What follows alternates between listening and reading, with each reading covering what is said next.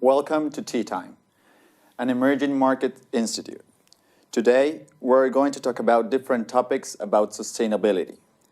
I am Jorge Forero, an EMI intern student pursuing an economic and business bachelor at Universidad de los Andes in Colombia.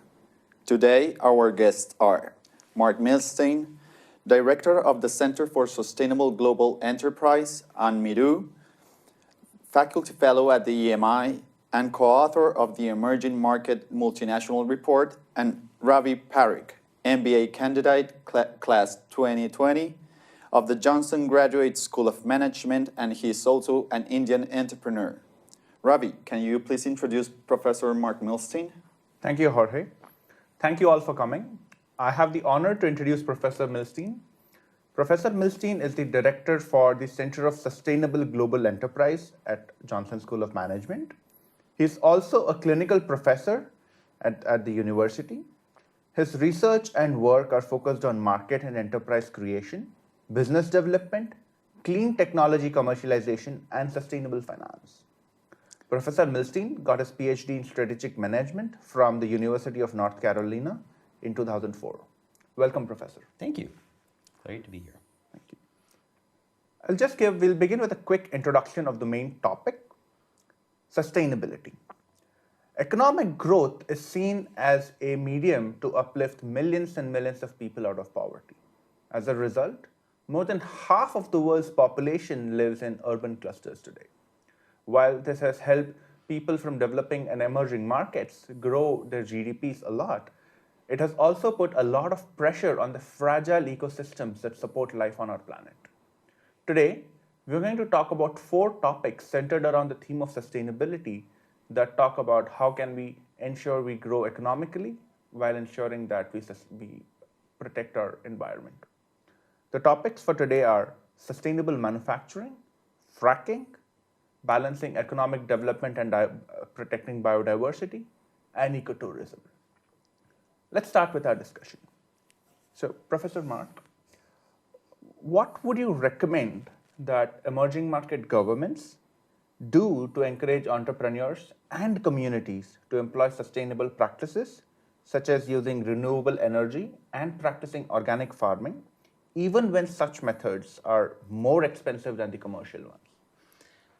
Well, I think the first thing is not to focus on price and to not get trapped into that argument of somehow doing something sustainability related is automatically going to cost more and only looking at these short-term costs. Because the fact of the matter is just about everything else that we do conventionally is costing us much more in the long run. So the environmental degradation, the social and cultural degradation that occurs from the systems we use now, very costly to us in terms of all the policies and the programs and the cleanups. We don't factor those long-term operational and maintenance costs into any decisions that we make typically. All we're looking at is, will it be cheap immediately? There's no doubt that in some cases, trying to convert from something conventional to something more sustainable can be pricier. So for example, we did some work at the center a few years ago with a company, it's an organic snack company, and they have a hard time consistently sourcing organic fruits and vegetables for their dried snacks. And so they are trying to find ways, how do they encourage more organic produce to come online so that they can increase their supply to match the constant increase in their demand. But the issue that they know is that going from a conventional farm into an organic farm is going to take a farmer 3 years to convert from one to the other. And during that time, the farmers don't get the added benefit of the premium price that the market will pay for the organic produce, and they're only getting the conventional pricing, which of course is lower, but they have the added costs, right? So this is definitely a difficult issue.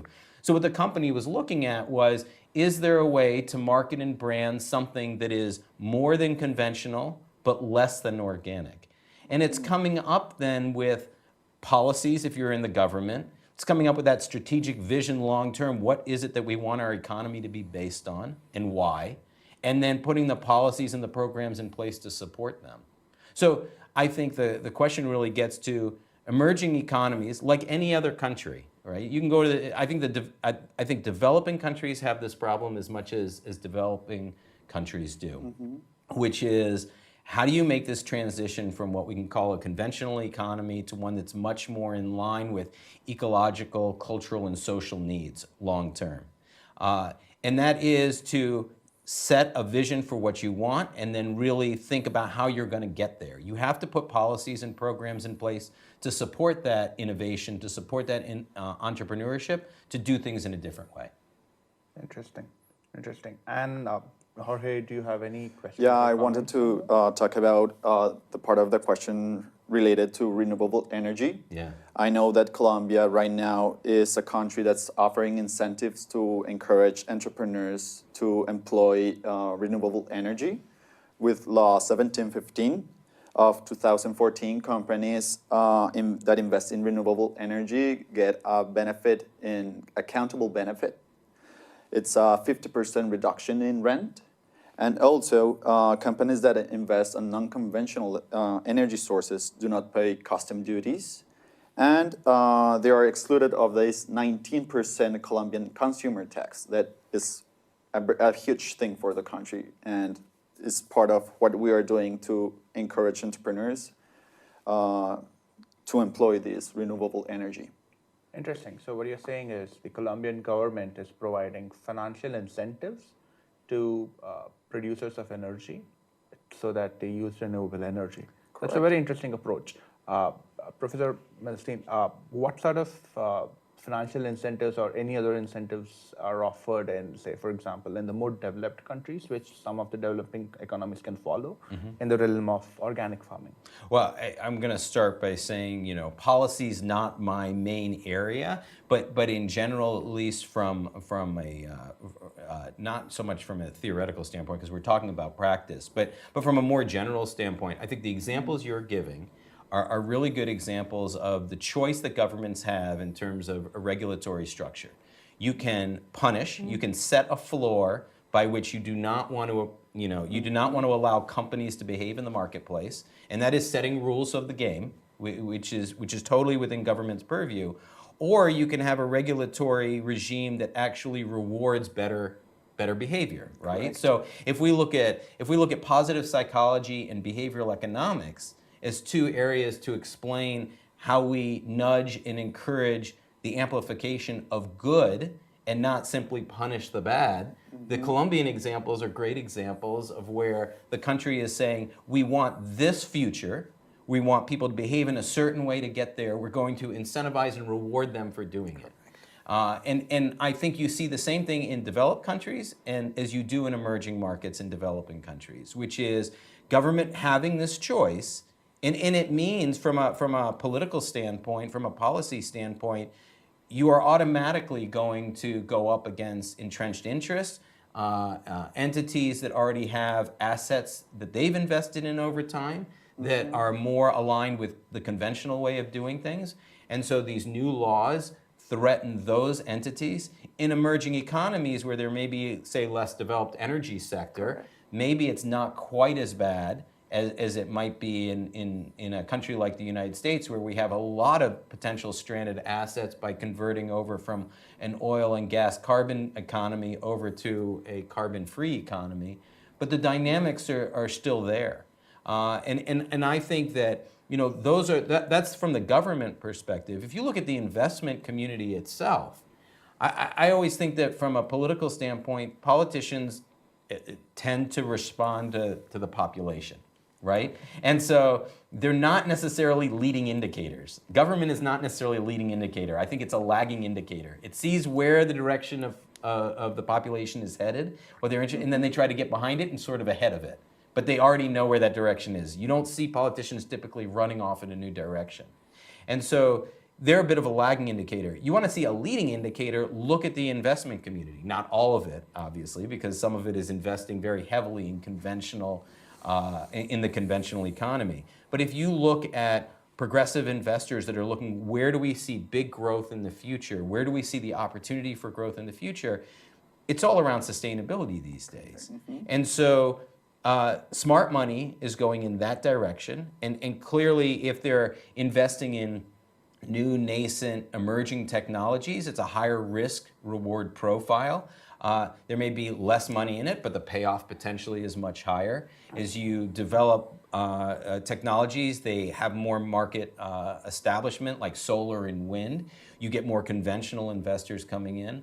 But from there, you can see in the area of finance, you see a real evolution of new products and services available out there. Everything from ETFs to green and social bonds, the real array of impact investing that ranges anywhere from sort of your more traditional philanthropy, you're putting your money in because that's where you want to, at some level, you want to invest your money in a philanthropic venture. You have absolutely no expectation of any kind of return, all the way to market-based returns that are as competitive with any investment you might have. And that's where I think there's interesting opportunities as much in emerging economies as there are in developed economies for that investment to come. And I think the law that you're talking about in Colombia is incentivizing that. Correct. Yeah. So to summarize, governments can use both positive reinforcement and negative reinforcement. Absolutely. To mold public behavior, and investor community, especially the investors who are more sophisticated and who are looking for more higher risk reward ratio, are more keen on investing in sustainable technologies, and especially they are more interested in what is this term called ESG investments, the ones that you mentioned, which are green and clean bonds and philanthropic investments.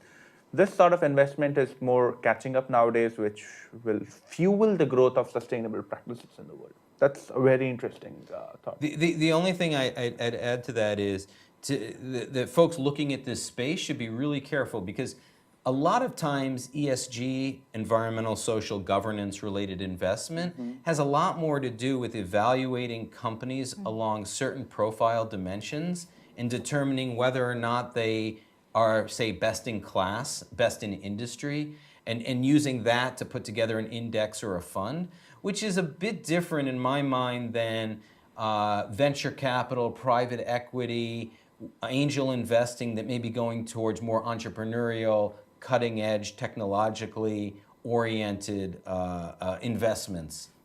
Interesting. So essentially they're saying, instead of looking at firms that are just barely moving the needle on the sustainability front, look at firms who just change the whole technology, the whole value chain. Right, and it doesn't necessarily have to, let's be clear, it doesn't necessarily have to be your new, small, entrepreneurial startup. I mean, it's quite possible, and because of the costs and the complexity of technologies these days, maybe you have a technology that's being developed and commercialized within an existing, let's say, a large publicly traded company.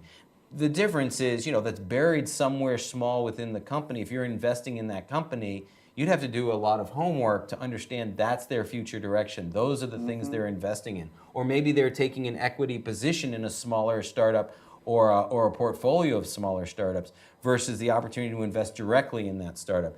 You're seeing innovation across that kind of portfolio, all the way from the startup to the multinational. Interesting. This is a very interesting approach on the topic, and thank you for this.